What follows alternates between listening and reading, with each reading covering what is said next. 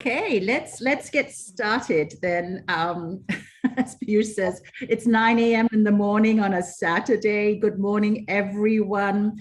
And thank you so much for joining us at the UWS Distinguished Speaker Series. This speaker series started in December 2020, was launched then. And it's a platform featuring global business leaders and thought leaders and influencers. And we're very, very pleased, privileged this morning to have with us Piyush Gupta, CEO and Director of the DBS Group, for today's session. And Piyush, first and foremost, congratulations on this latest award bestowed by Euromoney, and it's for World's Best Bank, 4th year running. I mean, that's really something. And really, honestly, it's because of your leadership. And I think everybody on this call knows Piyush is well known to everybody as a passionate advocate and champion of gender equality and equity in the workplace and the community. He sits on a number of boards and committees, both here in Singapore and globally, and takes his brand of inclusive leadership to all these organizations. Speaking of keen supporters, I'd like to take this opportunity to thank and acknowledge our partners, 3M, F5, and Abbott, for their continued support to UWS and our programs here in Singapore. So let me now leave you in the very capable hands of Bloomberg TV's Chief International Correspondent, Southeast Asia, and my fellow UWS board member and good friend, Haslinda Amin. Haslinda? Georgia, thank you so much for that, and good morning. Thanks for joining us.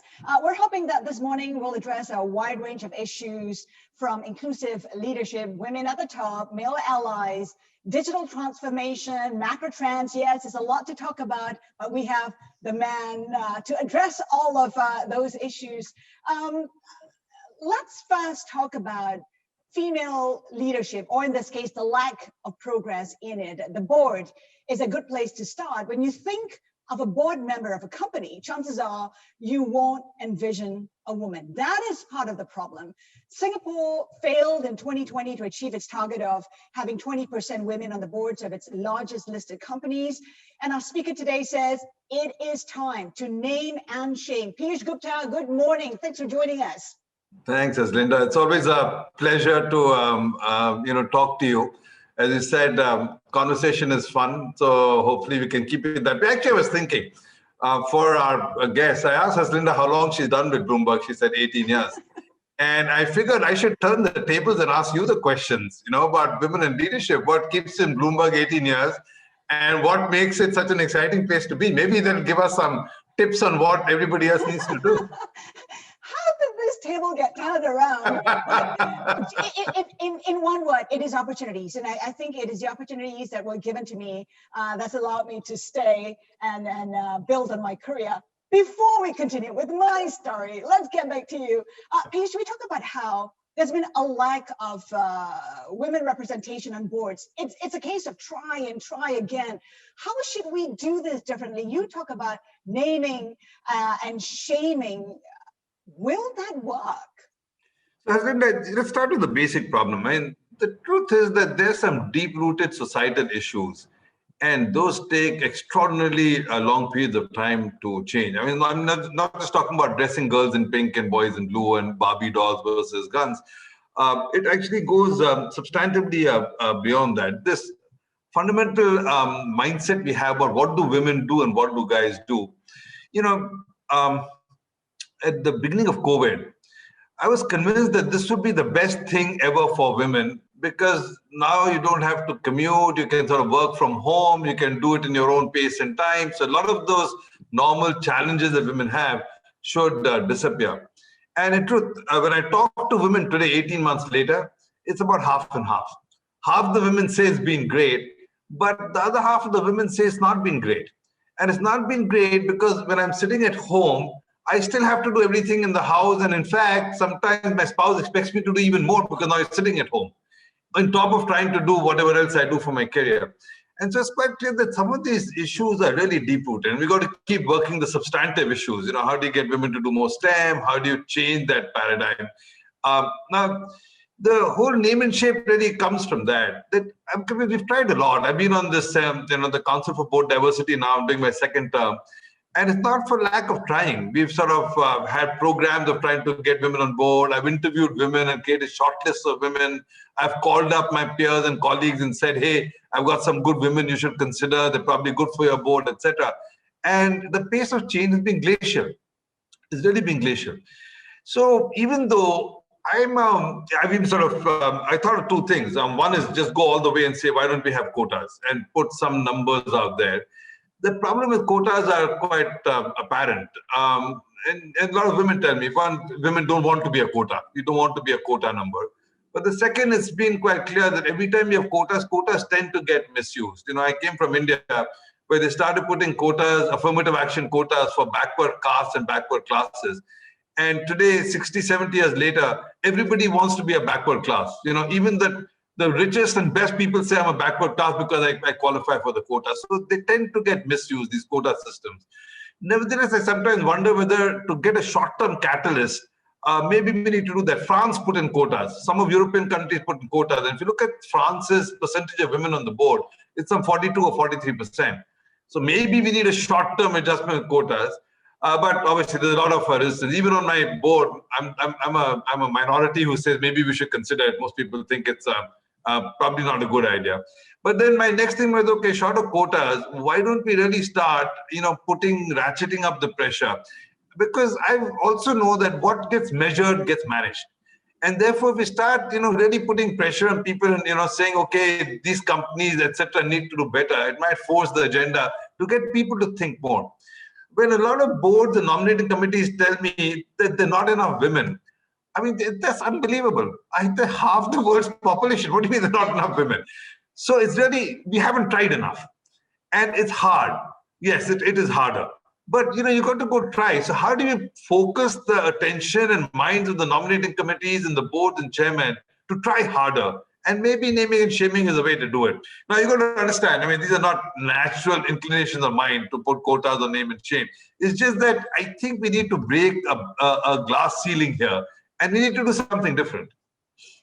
There are definitely enough women, and data suggests that there's enough in the pipeline as well. So that is not an issue. When you take a look at the situation in Singapore, are the policymakers, are the regulators doing enough? Because when you take a look at what SGX has done, it's set up new guidelines requiring listed companies to publish their targets on board diversity and inclusion, but it is not imposing a quota. It just wants greater transparency, so to speak. I mean, is that going far enough? If you were a policymaker, how would you look at it? How much further would you go? Well, if I had my druthers, I would really experiment with, trying to run quotas for a period of time. And I know I'm a minority, both in the policy community, frankly, even among my women friends, I'm a minority. But I find that sometimes affirmative action is required. The US has been doing it for a long time in respect of color. My home country where I come from originally has been doing it in terms of, backward castes and classes. And like I said, I recognize the weaknesses in that process, but I think sometimes you need something to galvanize the system. And I would do that for a short period of time to, focus people's attentions on, this is not just a gender thing. Targets, let's put a quota, targets work in other contexts. Companies and put targets for a whole bunch of things. We're not putting targets on carbon emission. That's focusing people's minds to the problem a lot more than it has ever been focused in years. Everybody's known that we need to do that, but now you have targets around it. Then immediately people start focusing on it. So targets, I think, are a good way to create focus. But I also hasten to add that when you perpetuate that, then you can also misuse that. When they put women quota targets in India, for example, all the owner entrepreneurs, sisters and daughters all got onto boards. Now, I mean, that's not necessarily what you want. So you've got to do it carefully. Piyush, talk to us about inclusive leadership, how you define it, because you have a good DBS has a good track record. Women account for about, 60% of your workforce, 40% of your senior management, a third of your group management committee. So you've done something right. So, Haslinda, first of all, by the way, just the stats that you mentioned. I mean, of course, on the positive side, we have a lot of women in our senior leadership. As you know, I've often joked, my job is to look pretty, the women run the bank. And because all the big jobs, by the way, Sushan runs the institutional bank, Sokhui is the CFO, Sitmoy runs the capital market. So the real meaningful jobs are all run by women. But in the statistic, it also tells you something. What you said is correct. I have 54% women participation in the workforce. By the time I come to my managing directors and management committee, that drops to 40. When it comes to my senior most leadership, that drops to a third. So even with all our progressive policies, I'm not able to retain that 50%. I'm losing women as we go up the spectrum. So you have to focus very hard and be very deliberate about trying to create the thing. This in DBS predates me. I think one of DBS's big pluses when I joined was it's done a really good job of one problem. And the one problem is allowing women to go through the early childbearing years smartly. I think we lose a lot of women in their 30s. After the first, second child, you start doing that, you go out of the workforce, you have, pregnancy, the first couple of years, you're guilty coming back to work and leaving the, kid at home. So you oftentimes want to off-ramp for a year or two. And most companies make it very hard to off-ramp. Once you off-ramp, it's very hard to come back into the workplace. You lose seniority, you lose position, you don't get opportunities. DBS was actually very thoughtful about that. It allowed women to off-ramp and come back on board.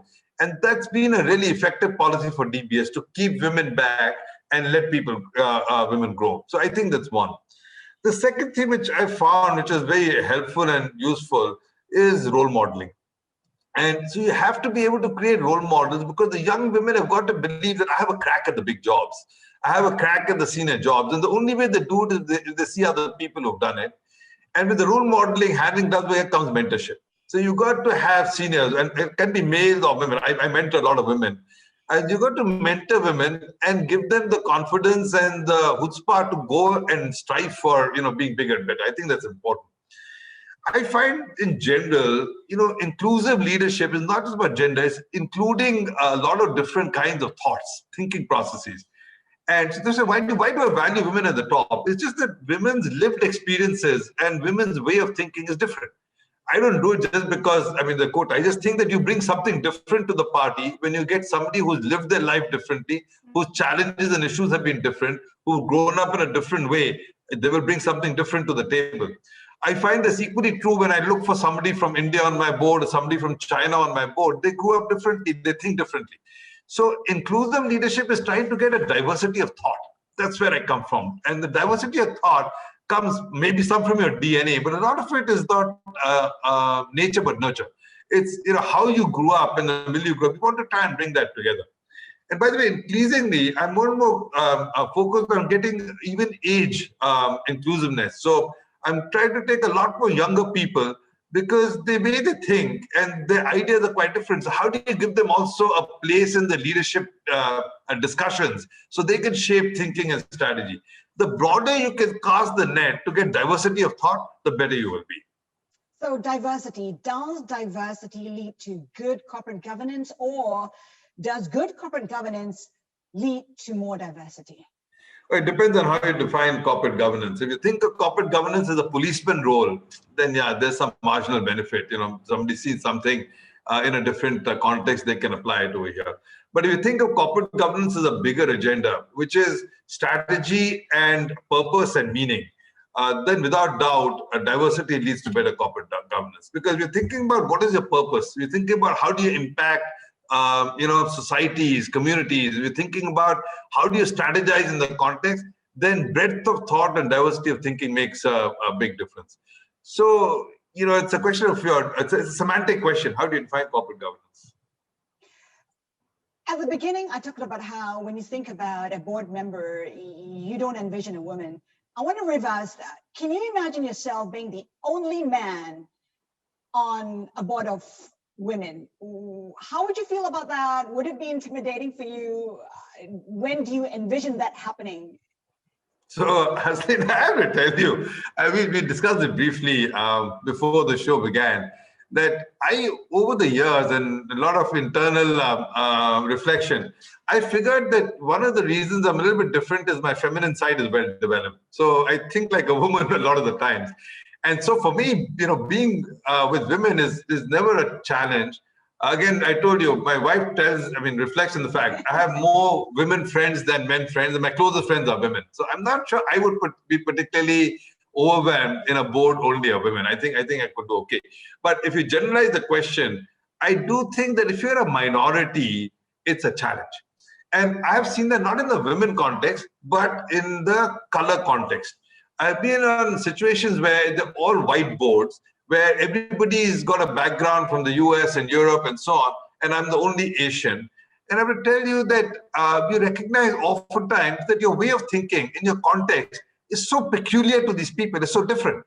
And oftentimes, I'm not saying that negatively, it's just that the issues they grapple with in the way they're thinking and where they come from, you don't relate to that. And frankly, maybe your thoughts are not even relevant to their context. So being a minority can be disconcerting, without a doubt. And therefore, I can see if you're the only woman in a group of 8 people, I can see why it could be disconcerting and vice versa. In the end, it is about accountability. How do you make CEOs, company leadership, boards more accountable? I think it's a question of belief that you're bringing value through diversity. I don't think that belief is there. So that's one of the problems. When I say name and shame and quota, that's my little trepidation about that approach. It galvanizes the process, but it doesn't change the root cause.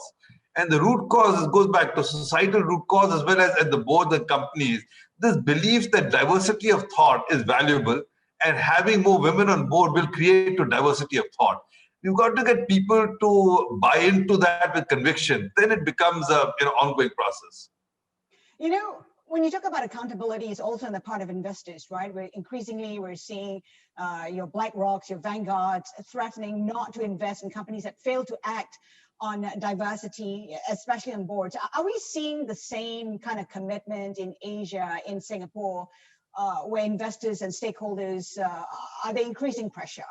Not yet. But you've got to remember, for companies like ours, 70% of my shareholding is in the West.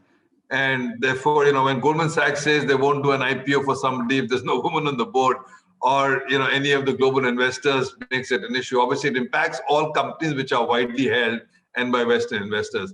But a lot less of that in Asia. I would agree with that entirely. So it goes back to my earlier premise that in Asia, we need to dial up some of the focus, attention, and pressure, if you will.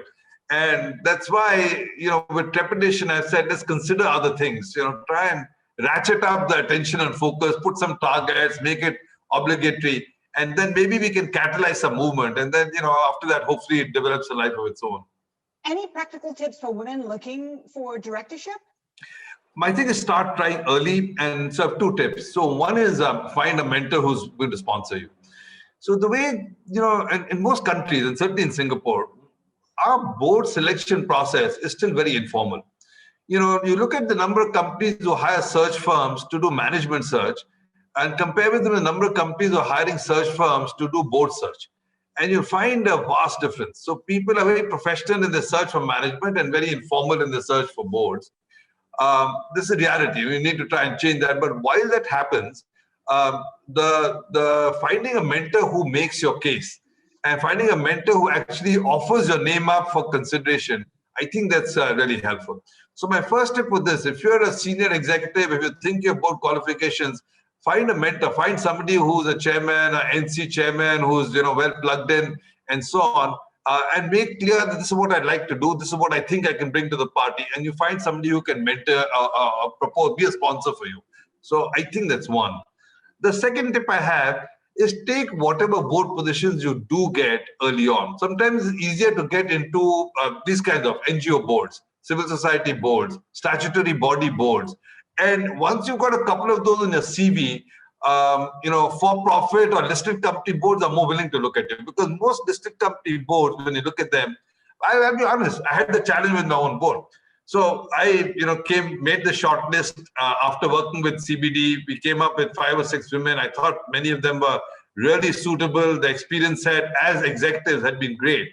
And then when I tried to persuade my board, they said, oh, but they've got no board experience. And so, I mean, DBS is a big company. We need people with board experience. I can understand where they were coming from. But I was not even able to persuade my own board to take a leap of faith and appoint somebody with zero board background. So then I realized you need stepping stones. And so when the next time I came up with some people who had some board experience, albeit not in our similar domain, the NC was a lot more willing to look at them because they'd had some experience in boards before. So experiment and try some other kinds of boards as stepping stones. When we talk about mentors, sponsors, I want to touch on male allies as well. You've been a long-time male ally. They say men should stand united for women. He for she, male advocates, male champions, male sponsors, that will really help advance women. But first you have to sell the idea, overcome the biases, conscious and unconscious. How challenging is that, and how successful have you been in encouraging male allies? So I've been relatively successful. I have a simple trick I use. For me, you make it personal. And to make it personal is not difficult for any father who has a daughter. So, my elder is a daughter, the younger one's a son. And from early days, I thought my daughter had every right and capacity to be CEO of a company and be on a board and go conquer the world. And I've felt that way ever since. So the minute you tap into that psyche, that most fathers have tremendous ambitions for their daughters. And you recognize that you think your daughter is as good as anybody else, in which case, why would you not be able to extend that same thinking to other women around you and in the system? So I found that playing the personal card and saying, look, your daughter's fantastic, your daughter's great, why can other women be, that helps a lot. How do you convince those who say it is a zero-sum game? When you're helping women, you're reducing the opportunities that men themselves have. I haven't come across that argument except, once in Thailand, where 99%, I was in Citibank, and our senior team was all women and we had only one guy. And so, then some of the guys met me in a group and said, this is only women and how do you give guys a chance? But I've rarely come across that argument, I have to say, that, you're reducing opportunities for guys. I think at the end of the day, you want a meritocracy, though.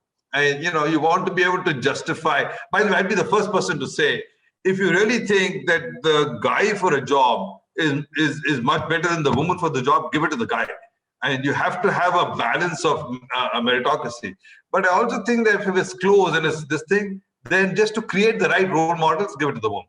But you cannot make a profound difference in competence and capability. I would never espouse that. Piyush, there's a question from a participant. In using networks like LinkedIn to increase your visibility, to be considered in management of board roles in future, useful or not? Is that absolutely useful? Absolutely useful. I would. Everybody is responsible for building their own brand. Right? And by the way, for me, I'm a big believer in helping individual employees build their own brand. Because if you build your own brand, you not only create confidence in yourself, you have a reflected glory in the organization. I recognize that there are a lot of people who don't like that. They want employee because they think you might lose the employee will, become a prima donna, etc. I'm not in that camp. I think it's really good for employees to build their own brand. And in doing that, I encourage all of my people. I put them out on external boards. I encourage them to publish. I encourage them to go on LinkedIn because it's helpful. But even if your employer is not helping you, I think it is incumbent on you to try and do that. Get onto panels, get onto public speaking forums, post on LinkedIn, because finally people reflect on your body of work. They want to see how you think. Your LinkedIn can reflect that. They want to see whether you can sit and talk. If you get on a few panels, people notice you. All of these things are extremely important. At the end of the day, like everything in life, both positions, apart from everything, you got to market yourself. There is a demand-supply equation as well in this. You are the supply. And so if you have to market anything else, you think about, the 4 P's of marketing. What is the product? What is the place? How do I position it? How do I promote it? You got to do that with yourself as well. Piyush, by the way, I want to make sure people don't get the wrong idea. It's not that because you're a woman. I feel that about every employee. I've often reflected. I've said, I worked at Citi for 27 years. I did 22 assignments in 27 years. And that's unheard of because My standard modus operandi used to be, I encourage all the young people to do that within the first 3 months of taking on any assignment, I'd start thinking about what's the next thing that will be useful for me, which kind of role should I do next? And then I'd make sure that everybody, my seniors, the people in the areas I would like to go to, HR, very early on, I had to tell people, look, this is what I can do, and a year from now, I'd like to come and do this. So I think promoting yourself and being responsible for shaping your own career and growth is incumbent on every individual. Piyush, I want to pivot and talk about how the pandemic has accelerated the digital transformation. Has been an inflection point. You've said before that like DBS acts less like a bank, more like a tech company, and that has to do with the changing world, changing consumer habits. How are you positioning? What trends are you anticipating, and what challenges do you see? Yeah, so I think that is quite clear. By the way, you talked about us getting the award from Euromoney. I think one of the reasons they've cited in this is also that we were quite responsive about reacting to the changed environment. So let me talk about 2 or 3 big things. It's quite clear that digital consumption has grown exponentially over the last 2 years. That's always been happening. But when you step back and think that today some 10-12% of global GDP is now consumed digitally, right? And that number has moved materially in the last 2 years by a few percentage points. That's quite remarkable. My own view is that within the next 5 years, as much as 18-20% of global GDP might be digitally consumed. If you look at the last year, you take healthcare, nobody 2 years ago was really into teleconsult. Everybody went and saw a doctor. Today, everybody is quite comfortable getting on things like this and doing telehealth consultation. For COVID, you don't have a choice. You have to do that. You take education. Coursera and Khan Academy was doing stuff 2 years ago. But nobody would have imagined that K-12 education, tertiary education, university programs, entire semesters, the whole year would be consumed digitally. And yet it's happened. You take entertainment, esports has been picking up pace, but in the last 2 years, because nobody could go out and play was restricted, the change of esport consumption relative to physical sport consumption has been of an order of magnitude.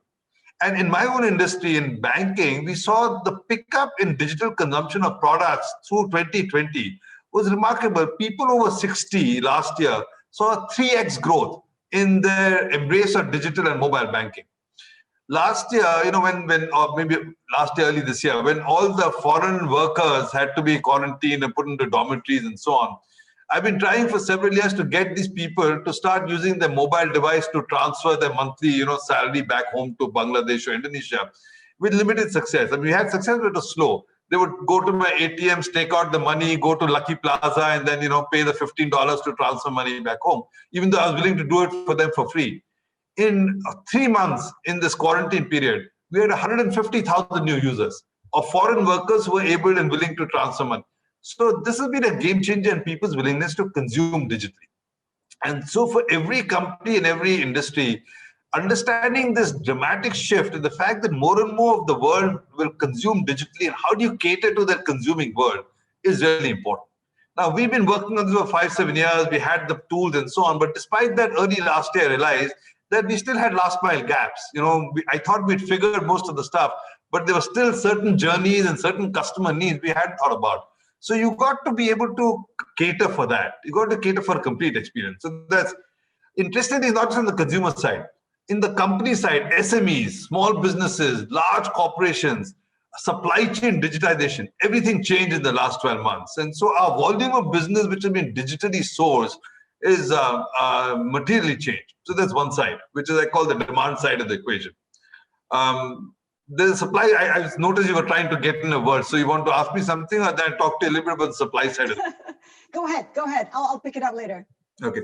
So on the supply side, which everybody knows, all of us know, this work from home, a complete game changer. So not only did we realize in the last 2 years that technology has evolved to make large multi-user conferences like this possible, people working from home, remote systems, but people's risk appetite has changed. So as a banker, I knew I could do some of the stuff, but I was very wary of letting people do it from remote because this didn't sit in office. I wasn't sure productivity would work. I wasn't sure I would create new risk. Well, we didn't have a choice, so we learned to do it differently. I think this is quite important, and in one way, Haslinda, a lot of people talk about deglobalization or the end of global. I am not in that camp. I think one of the things you will see because of this is a tremendous globalization of the workforce.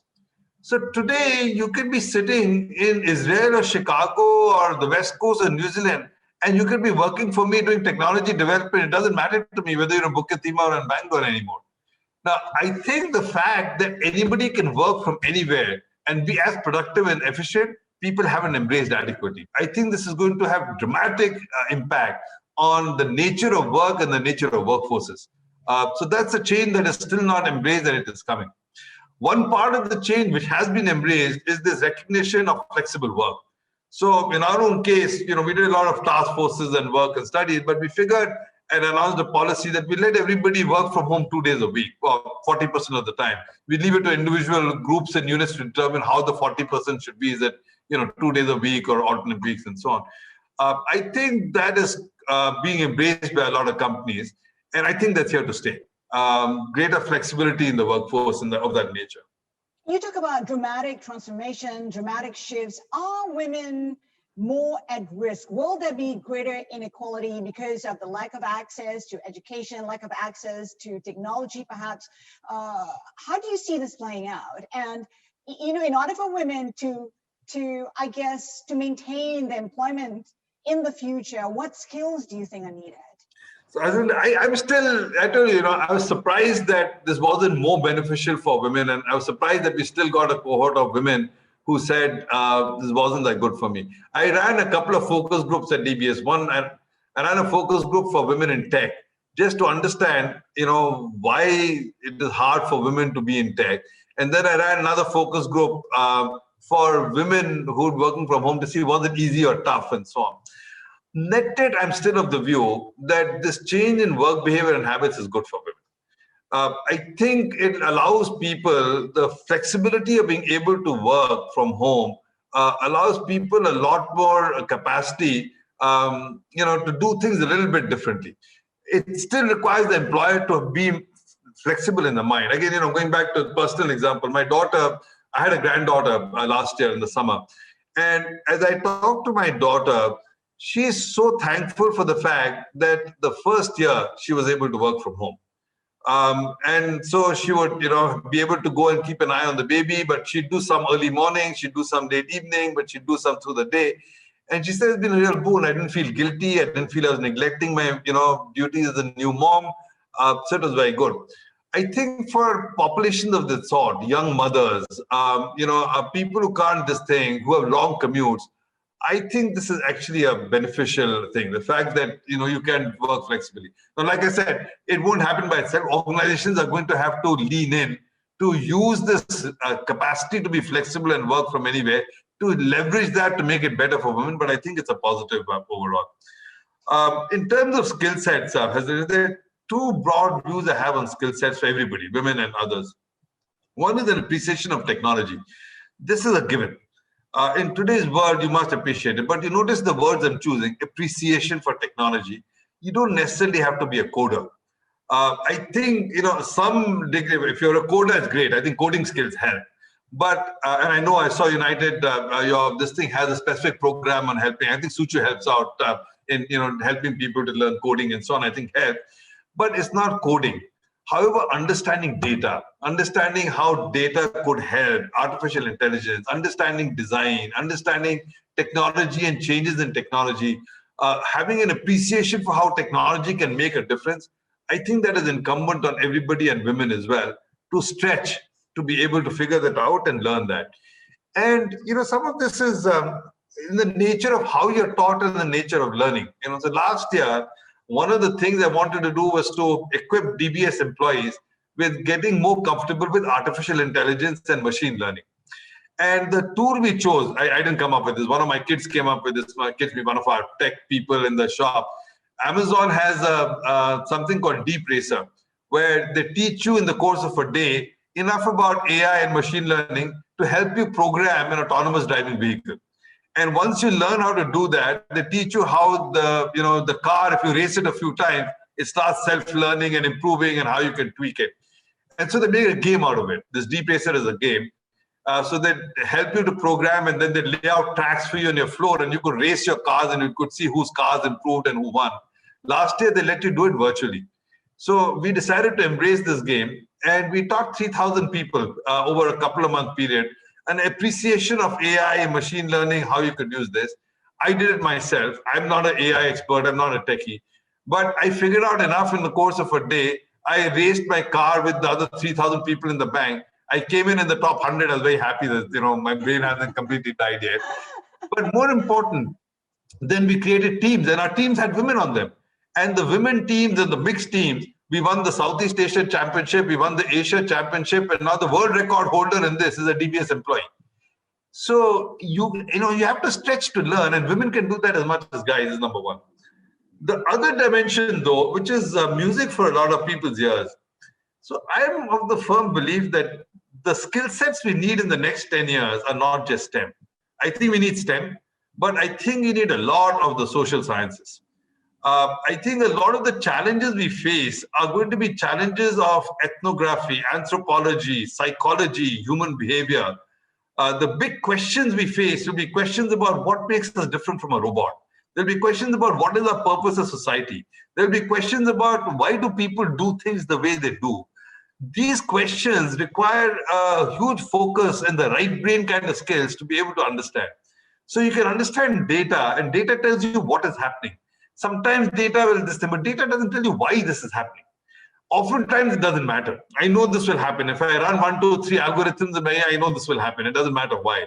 But I think you're a better informed person, company, if you can intuit why it is happening.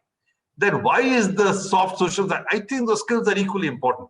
If you can build a blend of the left brain, right brain, some greater appreciation of technology with some of these social science skills, I think that's a tremendous service. I think, for example, when young kids ask me, what should I study? I said, go do data and data science with psychology. If you can do those two, you'll understand what is happening, but you'll also understand why it's happening. It's a great mix. It also means that you have to revisit, perhaps tweak the education system. I mean, surely what is being offered right now does not take into consideration the skills required in the future. Your thoughts on that? Yes, I think we do. I think it's changing though. And notwithstanding, Yale and US, and hopefully, Chen is correct that they will use this as a platform to build more schools of the sort and not less. I think the idea of keeping your mind open, I think the big skill sets you need in the future are adaptability, nimbleness, connectivity, being able to connect the dots. These are not domain expertise, So I think you do need some domain expertise, but you need lateral thinking. And so an education system that promotes lateral thinking is what we need to create. Experimentation is the heart of education. I learned this from Amazon. As you know, the bulk of what we've done, we've copied from other people. We learned this big thing from Amazon. Amazon's idea that the biggest learning comes from experimenting and putting things out there, seeing what people do and learning from that. We've embraced. So, and from them and from Netflix. Netflix is the world's best experimenting company. So how do you teach our students to experiment in the real world, understand what that means, and then come back to course correct? The feedback loops, those are really important. So we're working with some of the colleges and schools now to help them architect their own education programs. A little bit, we want certain domain this thing, we want you to teach this, we want you to teach that. But a lot of it, I want to have people get a mindset of learning through experimentation and learning through feedback loops. Piyush, we talk a lot about the new normal. Some trends are here to stay, like work from home. How do you envision living with COVID? I mean, we're going from pandemic to endemic. How do you envision living with COVID, what that entails? I'm hopeful, Haslinda, that the world will by and large go back to normal with one caveat. The reason for that is we as human beings have tremendous resilience. We're not the first time we faced a pandemic. You think about the 1920, 22, and people changed their lives. You think about all crises. You think about 9/11, today's an anniversary. People change their lives for some time. You go back over history. But eventually, what makes us human doesn't change. We like society, we like interactions, we like productive enterprise. So I think some elements of it, I don't think will change. Well, I say two caveats. At the human level, I think one caveat, business travel, I think is going to reduce. And that's going to be driven as much by company because recognition that these kinds of interactions are good. In fact, these interactions are only going to improve. If you look at the new cutting-edge technology coming out of Google and Amazon and Microsoft, they're going to actually improve this whole video experience even more. And therefore, you're not that far away from a world where you have holograms sitting around, and so you can actually have business conversations and business meetings, so you don't need to travel the whole time. I think leisure travel and some degree of business travel for connectivity and presence, I think that will exist. One of the big takes I've had in the last 2 years is presence is underrated. So the chi that flows when two bodies are next to each other or close to each other, that's underrated. So I think, but nevertheless, I think business travel will change. I do think that what will change and what is going to hopefully be a driver in the future is this focus on ESG and the sustainability agenda. But I boil it down to two things. One, I think the S of the ESG, I'm really hopeful that that is going to get much more attention. It's going to get attention. In any case, I thought the world was moving to a phase, if you go back to the last 50, 60 years, the world goes through cycles. You have wealth accumulation cycles, and then you have the next 10, 15 years of wealth redistribution cycles. The 1970s were a redistribution phase. So taxes go up and, redistributive policies. The 1930s were a redistributive phase, right? And FDR's time. So I think in any case, the world was right for a redistributive phase anyway. I think the COVID is definitely focused people's minds on that. The fate of the frontline workers, the nurses, the bus drivers, etc. And so I think over the next decade at least, you will find a much greater focus on the equity question, on the social question, on the social role of companies question. I think you'll find higher taxes. I think you'll find, social safety nets, etc., etc. And you can see that many of government policies are beginning to veer that way. And not just government, but company and corporate agendas are beginning to veer that way. So I'm hopeful that the S part of ESG will definitely get tailwind for the next 10 years or so at least. Right? I want to pick up on that, the S and the ESG, and we're seeing that, especially in China now, the idea of common prosperity that's being pushed through, and I guess in a way, forcing the bigger companies to take more responsibility. Your thoughts on that? Common prosperity. If you go back to the Communist Manifesto, Marx and Engels thing, the crux of their argument is that capitalism has in it the seeds of its own destruction and downfall because it leads to concentration of wealth. So in communism, they took it to the extreme and they said there should be no private ownership of property. It should be all state ownership of property. I don't believe in that, but I think the germ of the problem that when you get large concentrations of wealth beyond a point, it creates social strife and it creates anarchy. I think that's been proven time and again over the last 2,000 years. And if you look at where the world has reached in the last 15, 20 years, mostly post Thatcher, Reagan, right? So the last 40, we've created massive pools of inequality. And that's continued to get perpetuated in recent times, both with technology. I mean, when you have people, who are the Bezoses and Gates, etc. Everybody's worth over $100 billion on the one side, or hedge funds, etc. The serious pools of inequality, and then you look at the 50% of the world which survives on whatever. I think it's all sort of coming together that the inequity is going to drive action anyway. I believe, therefore, that for long-term sustainable growth, we're going to have to address the problem. You cannot ignore the problem. So to that extent, whether it is the European Green Fund, or whether it is Xi's common prosperity agenda, or whether it is our own focus on the social safety net, bottom 20%, and how, I think these are good things to do. You have to calibrate the whole process. The minute you get to a situation where you kill individual enterprise, you kill individual motivation to work, and you kill individual rewards, I think you're going down the same path that Russia did in Soviet Union. I think that's not sustainable. On the other hand, the other extreme, where you have a situation where you have vast individual wealth and then millions of people suffer, I don't think that's sustainable either. So like everything in life, you need a balance. And I think where we are today is the pendulum has swung so much to one side that the pendulum needs a little bit of correction. And therefore, a focus on saying, how do you, take care of the common prosperity, the bottom of the pyramid, I think it's not a bad thing. I think that's I think it's the right time for that. Piyush, 13 minutes to our discussion. I want to bring in the questions from our participants. And just a reminder, you can post your questions to Piyush. We'll try to address as many as we can. We have one here from Sharanjit Lil. Sharanjit, hi there. Good to have you join our conversation. She says, gender and diverse experiences aside, what characteristics and skills do you look for in board members? Sharanjit, I look for people who have an opinion and can speak their mind. So I was very pleased with your recent post because I thought at least you have the gumption to have a point of view and be vocal. But as a general rule, I want people who have an opinion. And so when I talk to potential board people, that's what I try to. That's why I said, if you post on LinkedIn, if you've gone on panels, I can figure whether you have a point of view. So for everything, if you have a point of view, I respect you. And I want people on the board who have that, who have a point of view and who are willing to step up. And that's, remember when I said inclusive board, that inclusiveness works if you're willing to contribute. And so you have a point of view and you're willing to contribute a point of view. I think that's quite important. Piyush, how open is DBS to grooming employees who do not have very good qualification? I guess that's educational qualification. Are you open to grooming them if you see the potential? Of course. So let me tell you a story.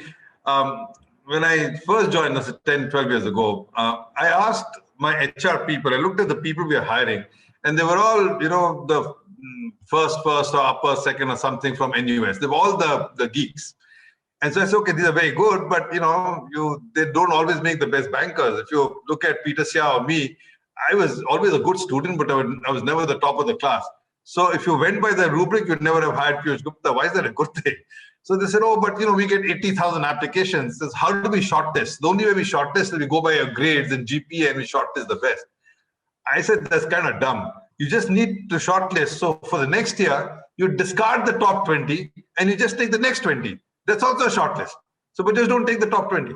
They were stunned. The fact I told them, yeah, I want you to take this. Just do not take the top 20. Take the next 20. They're smart enough, good enough. They're not this thing. And you'll find they'll bring a different perspective to the party. So we've tried to do that. Increasingly, the hiring we do, we're not hung up about your GPA and qualification, but we are hung up on your experiences and your skill set. So you take technology. You think, how we hire for technology today? I'll take two examples. For technology, we run hackathons. And so the hackathon process is we'll pose a problem to you, and individually and in groups. We tell you to spend the whole day coding and showing us how you code and how the coding will help solve the problem. It doesn't matter to me whether you got a A+ or not. But if your coding is good and you can actually create technology solutions better than other people, I hire you. We found, by the way, early in this, that we weren't getting enough women to participate in our hackathons. So Suchu came up with this program called Hacker in Her to look for women. And for some reason, people didn't like the semantics around Hacker in Her. I think we've changed the name for Hack to Hire Her or something. But so that's one. The second thing we do is we've created an artificial intelligence tool. So the AI tool that we create is called JIM, Jobs Intelligence Maestro. The Jobs Intelligence Maestro has actually gone back and figured out who are our best performers in various categories. So sales, marketing, etc. And the best performers are not always the academically best people, right? They're the best people. And then we've tried to take from that an understanding of what makes them the best.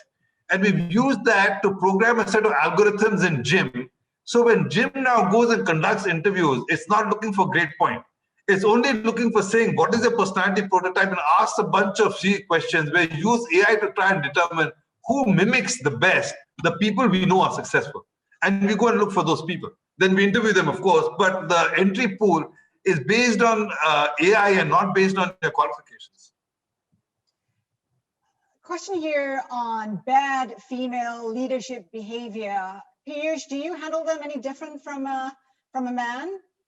My problem right now is, and I'll be very candid, this is my big problem. My general management style is a touchy-feely management style. So, I put my arm around the guy's shoulders, I take him into my room, I sit him down and tell him why I think he needs to improve or what is going wrong, and areas, etc. I have to admit that after Me Too, I'm very, very careful about how I would deal with the woman. And frankly, my own view is this is actually not a healthy thing. I mind my P's and Q's. I watch because the last thing I want, in the past, they used to have this, I take women and have the same kind of conversation. And exactly a guy, many times the women would wind up crying in my room, because I tell them some home truths. I would never do that anymore. I mean, I'd be killed or crucified. So I've had to be a lot more circumspect in my style around how do I deal with women, just because I'm scared as hell that I'm going to be, become a victim of that someday. There's a question here on imposter syndrome, and I think a lot of women experience this. As you climb the ladder, what's your advice in overcoming imposter syndrome? This is actually one of the things I finally figure is true. See, a lot of women think they're not good enough, right? And so they're doing this job, but really not good enough at the job. And I used to say, I'm not sure it's true, because I do know many women who raise their hands all the time and they want to do the job. But on balance, overall, I think it's true. Women are less likely to raise their hands for the job because they just don't think they're good enough, or when they're in there, they feel imposter syndrome, I should not have been in here. The first is, this is only comes from that the women. The chances are you're doing a much better job than your male counterpart is in any role that you do. You just have to have belief and faith in yourself. I mean, some of the biggest jobs and the best, by role modeling helps. So I show them, you look at all the big jobs in the company that have been done by women. What makes you think that you're doing any worse or you can do any worse, right? So I think role modeling helps a lot with that. A question here from Marissa. She wants to know, what do you think is an important skill for women to navigate the workplace of the future in the next 3 to 5 years? You talked earlier about an appreciation for technology and data. What else do you think is necessary? I talked about the social sciences and the soft skills, but I think as a general rule, Haslinda, I think the workplace future, the lateral skills I spoke about, that's what you need. You need adaptability, because things are changing so fast. It's very hard to make a call on the future. And therefore, you have to have the mental flexibility to adapt and be nimble. In startup world, they call it pivot. So, how do you actually change your frame of reference to be willing to be adaptable and pivot to recognize the new realities the whole time? I think that's quite important. All people, women and men, sometimes you get dogmatic to a point of view. And I still remember somebody's famous quote, when somebody was commented about you, they changed their point of view, their opinion. And he said, yeah, when the facts change, I change. And so the recognition that when the facts change, you have to change. You have to be willing to accept. That's an important skill set. Connecting the dots is a really important skill set. I think being able to, you need some domain expertise, but laterally understanding how various things come together. And therefore, when something happens in one place, what are the impact and implications in another place or another part? I think that's a really important skill set. And some of that you can build in 2 ways. One is you've got to read a lot. So I encourage this thing, read a lot. There is so much happening. Reading is underrated. We've all got used to small attention spans and we read our Facebook. Read the articles, read the write-ups. You read a 4-page, 6-page article, it gives you a sense of what is happening in the space, and you start making some connections and so on. So read a lot and talk a lot to people. Reach out and talk to lots of people. Linked to that, there is a question on the kind of books or magazines or podcasts that you'd like to recommend. I'm very eclectic in my reading. That's why I said one of my things, I read a lot. So I, really enjoyed. Last month I read Gillian Tett's new book, Anthrovision. And Gillian Tett, is a Financial Times correspondent and editor, and she's an anthropologist. So I told her when I did a fireside chat with her, I told her it's really a pain to anthropology. That's why she calls it Anthrovision. But it's a really interesting book. And because it helps you think about, why did Gillian Tett figure that global financial crisis was coming? And she lays it out about, she said, I thought about it as an anthropologist, not as a financial services person, right? So I found that book really interesting, very completely different way of this thing. But then at the same time, now I won't recommend it to you, but I went back and I'm frankly just finishing the Dune series. I read it when I was a kid in the 1960s, and since the movie is coming, I thought I'd refresh myself.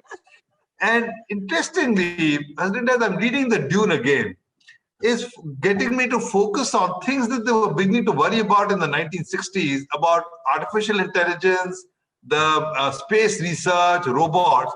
And I'm now beginning to think of that in the context of 2020. And I'm trying to understand, how do we deal with these things which we were thinking about 60, 70 years in a world like this today? So it's fiction, but it's prompting my thinking and making the connections with the metaverse. and where the world is going to today. So I think you can draw ideas from all kinds of reading. Okay, another question here. Dorothy Ang wants to know, how do you show your employees that they are valued and retain employees during the pandemic, reinforce teamwork remotely? Yeah, it is very hard. So I'm a big believer in programs of change and programs of interaction. You can't just send emails and tell people and it happens. You got to create programs. One of my colleagues, Paul Coben, with Scott Anthony, two more people, wrote a book which is just actually nominated for the Harvard, the Thinkers 50 Club, Eat, Think, and Innovate. But they came up with this construct, Paul came up with a construct of culture by design. And so the notion that you can design for culture. And the way to design for culture is to run programs of change and beans. Beans are behavior enablers and nudges. So we used all of that. We created a program and we created a bunch of behavior enablers and nudges to try and get people's participation. So last year we launched a program called Together. And the Together program was really architected through 4 or 5 things. One is everybody needs to have a buddy in the virtual world. You're sitting at home, you must have a buddy who phones you. And so you can check whether you're doing okay, whether you're feeling down, you're not feeling this thing, and so on. We created a program of sending hamper packs to this thing. The program of having virtual parties, and we send little food packs to people and cocktails you could drink and have a virtual party. E-learning. We figured it's a great time to sort of learn and this thing. So we created a completely new e-learning paradigm. I talked about Deep Racer. We did it all virtually, the AI learning program. So the Together program had many different, 7 different sub-themes for how you actually create a program to get people engaged and let people feel part of the community and at the same time figure that they were growing. So that's an approach. I mean, it's not the only approach, but that's an approach that we use that work for us. We also focus very hard on all of the, we run like every big company, employee engagement surveys. And we use a third-party company, Aon, etc., who does this for us. So we keep focusing on where are the weaknesses and where do we need to work on. And, I was actually quite pleased. Both last year and this year, our engagement levels have gone up and we're now in the high 80s. And that's because we focus on the specific things that our people are telling us that I'm concerned about or worried about. Then we focus on that and create programs around those. Piyush, just another question before we wrap it up. Okay. The best bank in the world for 4 years running, the best digital bank. What next for Piyush Gupta? What are your goals? Well, first of all, I'm very happy running the bank for now. but my other passion is nature and sustainability. So as you might know, I love bird watching, I hear. I love bird watching. I'm also the chairman of the advisory board of what actually people don't know is the largest conservation agency society in the world. It's called BirdLife International. It's much bigger than WWF or anybody else. We've got partnerships in 120 countries. And so as a co-chairman of that advisory board, I spend a lot of time on thinking about the agenda. We're just launching the Asia-Australasia flyway for birds which fly from Siberia all the way to New Zealand, for example. So, one of these days when I hang up my commercial boots, I'm going to spend a lot more time with my other passion, which is nature, birds, and so on and so forth. Piyush Gupta, always a pleasure speaking with you. Candid, insightful, great sharing. Thank you so much for spending your Saturday morning with us. Very happy to do that, Haslinda. Thank you. You're a great moderator as always, so cheers. Thank you. Georgette, handing it back to you.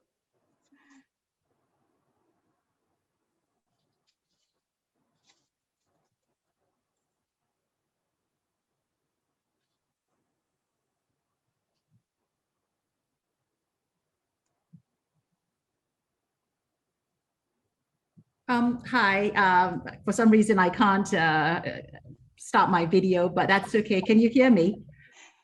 Okay, great. Okay.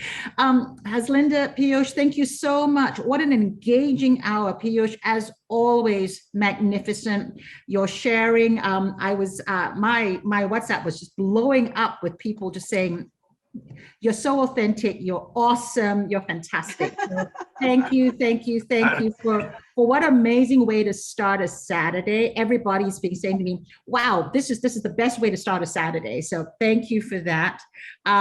Again, congratulations on winning the award. Totally awesome. I think the point that resonated really well with me when you were speaking, Piyush, was the talk about the need for soft social sciences in addition to obviously the STEM base. Oh, there we go.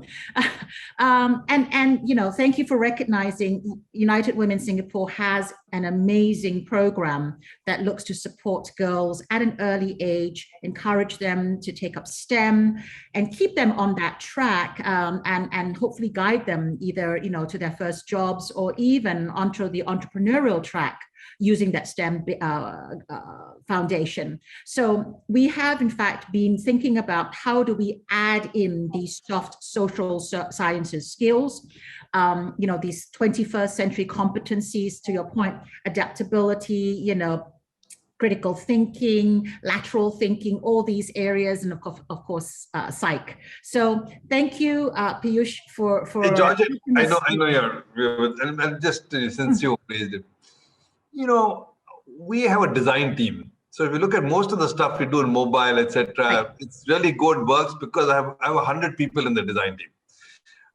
from 57 nationalities. Within that, we have a dozen ethnographers. Right. And so when you think about the fact that I have great digital tools doesn't come from the fact that I have good technology coders. It comes from the fact that I have a dozen ethnographers who are spending their time observing human behavior and then making sure our design features encapsulate that human behavior. So I was going through the QA. I saw one question about if I'm 40s and I'm not really techie, how do I embrace tech? I mean, ethnographers are not techies, but they inform technology. So absolutely. And that's really the direction that we're hoping to be able to take to layer this on. So that's great STEM foundation, but layering on, to your point, the soft social sciences on top of that to ensure that these young women are then on the pathway to success. So Piyush, as always, thank you for your support. Talk about male allies. You are our champion. Thank you so much. Thank you, Haslinda, as always. Fantastic. Everybody, please, do give us your feedback. There's a little QR code up on screen now. And please contact us if you're interested to work with us, help us out. We're always looking for volunteers, good input, and have a wonderful weekend. Thank you again. Take care, everybody. Stay safe. Bye-bye.